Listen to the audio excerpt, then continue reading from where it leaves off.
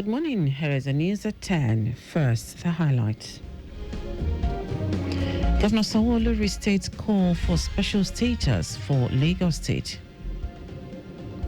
Federal government sets 30-day emergency timeline to complete repairs on damaged Kefi flyover in Nasarawa State. On the foreign scene, Israel issues forced displacement order in central Gaza. And in sport, Nigeria's Flying Eagles goes through to final of ongoing WAFU B Under-20 tournament in Ghana. Now the details. I am Dele Agadumo. Lagos State Governor Babajide Sanwo-Olu has restated the need for a special status for Lagos State, stating that such a request is long overdue. The governor made this request while speaking at the Southwest Centre A, Lagos, Ogun and Oyo State's Lagos Centre public hearing on the review of the 1999 Constitution of the Federal Republic of Nigeria held in Lagos. According to the governor, who was represented by his deputy, Obafemi Hamzat, such a request has become imperative owing to the strategic position of the state, especially as the former federal capital of the nation and the burdens it bears. Governor Sanwo-Olu reiterated the call for state police, saying state policing is not about semantics, but about protecting the people. He stressed the need for the National Assembly to ensure the listing of the 37 local council development areas, LCDAs, on the Constitution, saying LCDAs since creation in 2003 have succeeded in bringing governance closer to the people and accelerate grassroots development in the state and need to be listed and recognized in the nation's Constitution.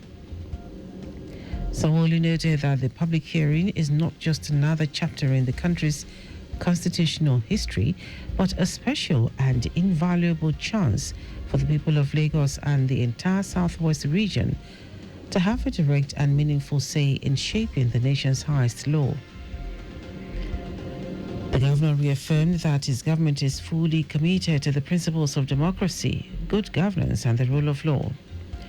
In their goodwill messages, the speakers of the Lagos, Ogun, and Oyo Houses of Assembly gave their support for the traditional rulers to be recognized by the Constitution, devolution of power from the center, state police, local council development areas, LCDAs, be enlisted in the Constitution of Nigeria, waterways permits to be transferred to the state government, insecurity, among other issues that were peculiar to the region.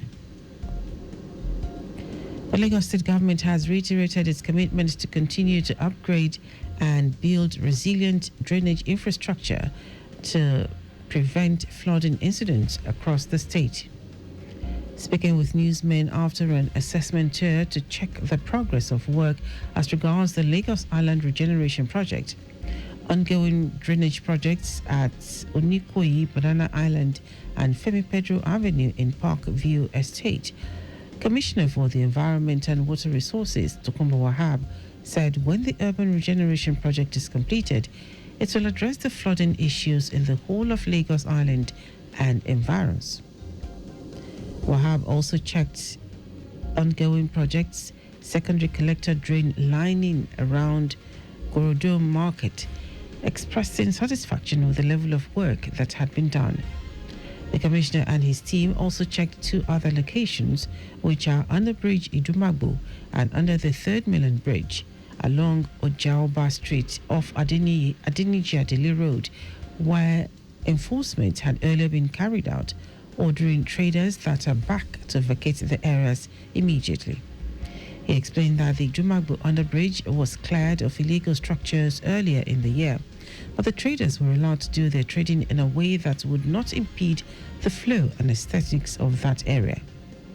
Wahab and his team later proceeded to Park View Estate to assess the ongoing drainage projects, which are expected to drain storm water from Femi Pedro Avenue into the lagoon, noting that the contractor is expected to wrap up within the next 90 days. He stressed that Lagos, being a coastal state, is exposed to the vagaries of climate change, such as sea level rise, excessive heat, and excessive rainfall, adding that the government must mitigate by not allowing human element to undermine the drainage infrastructure. Lagos State Government, through the Center for Rural Development, has trained and empowered 50 youths and farmers in the rural communities on apiculture and pure honey production.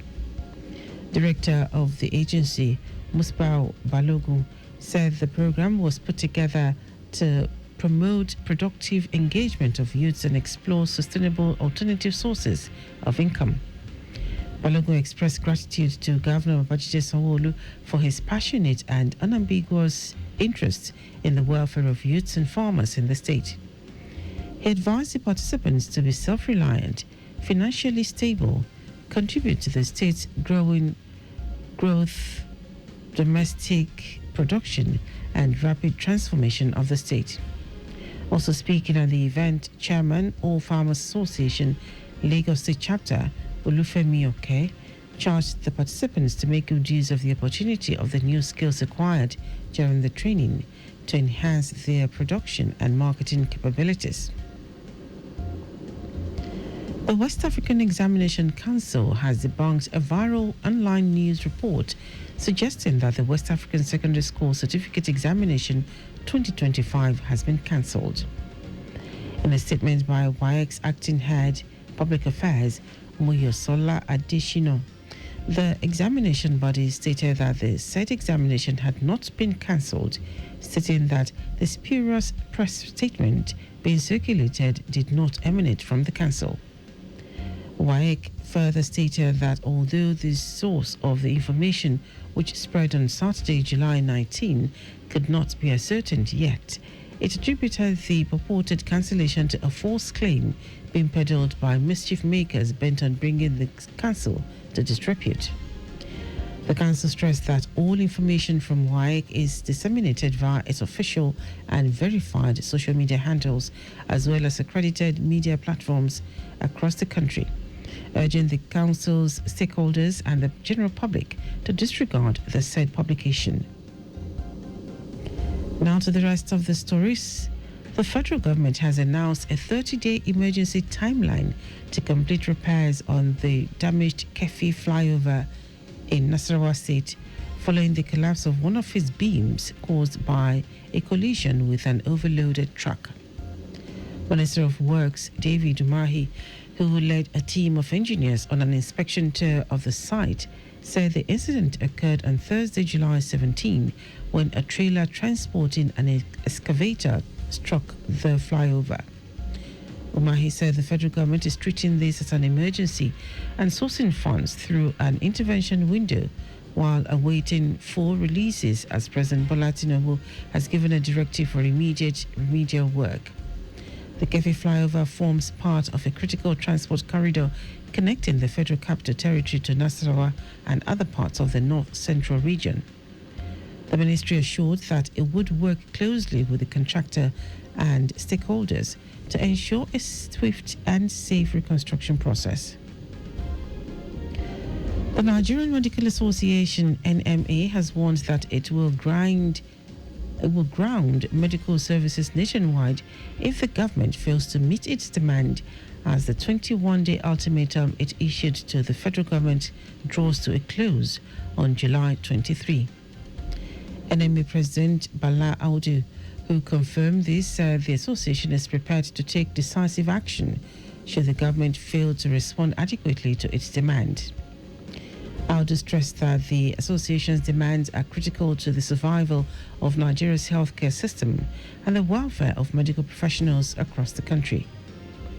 The NMA president expressed concern that time is running out, noting that unless the meeting is held within the next few days, the association may be left with no other alternative but industrial action.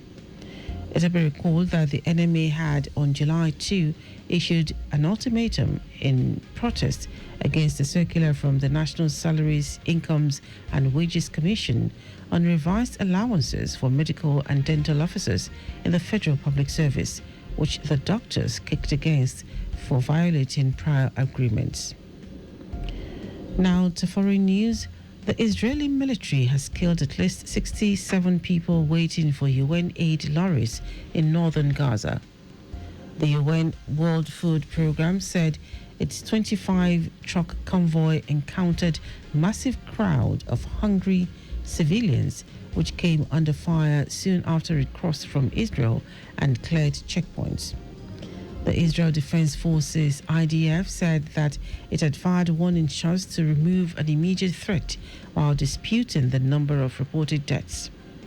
Meanwhile, the UN had earlier warned that extreme hunger was increasing in Gaza and growing number of people were arriving at its facilities in a state of extreme exhaustion and fatigue. Many of the casualties from northern Gaza were taken to Shifa Hospital in Gaza City. The UN's World Food Programme has condemned violence against civilians seeking aid as completely unacceptable. In our sports, Nigeria's under-20 boys, the Flying Eagles, have qualified for the final of the ongoing Waffle B under-20 tournament in Ghana after a tense encounter against their Niger Republic counterparts, culminating in a penalty shootout that ended 4-3 following a scoreless 90 minutes. Throughout the match, the Flying Eagles exhibited determination but faced challenges in converting several scoring opportunities. The first half saw the Flying Eagles record 3 shots off target, while their opponent did not have any sight of the Nigerian goal. In the second half, the cup holders stepped up their attacking efforts, showcasing robust intent to break through the organized Nigerian defense, which utilized a solid formation with 7 players focused on containment. The Flying Eagles displayed resilience and confidence in the shootout, successfully converting 4 of their penalties, while Niger Republic managed to score only 2. The Flying Eagles are in the final of the competition and will confront the winner of the second semi-final between Ghana and Cote d'Ivoire in the final. And that ends our news at 10. Just before we go, always drive within the specified speed limit. You can follow us and like all our various social media platforms: X at Traffic Radio 961, Facebook Lagos Traffic Radio 96.1 FM, Instagram Lagos Traffic Radio 961. Subscribe and watch news and programs live on YouTube at Traffic Radio 961. Visit our website on www.trafficradio961.ng. You can also listen to Lagos Traffic Radio 96.1 FM live on My Lagos app for timely updates. Did you know that the Sanwo-Olu administration strengthened alliance with 200 representatives from various women-focused NGOs in the state as part of efforts to alleviate the economic plight of women residents in the state? You can get more details on the Lagos State Government website. To end the news, try the highlights of the major stories. Lagos State Governor Babajide Sanwo-Olu has restated the need for a special status for Lagos State, stating that such a request is long overdue. The federal government has announced a 30-day emergency timeline to complete repairs on the damaged Kefi flyover in Nasarawa State following the collapse of one of its beams caused by a collision with an overloaded truck. Also told you that the Israeli military has killed at least 67 people waiting for UN aid lorries in northern Gaza. And in sport, Nigeria's under-20 boys, the Flying Eagles, have qualified for the final of the ongoing Waffle B under-20 tournament in Ghana after a tense encounter against their Niger Republic counterparts, culminating in a penalty shootout that ended 4-3 following a scoreless 90 minutes. For contact with the newsroom, send a message to info@trafficradio961.ng. That is the news broadcast compiled by Adesua Ejoyoka. I am Dele Agadumo. Good morning. Thank you for listening.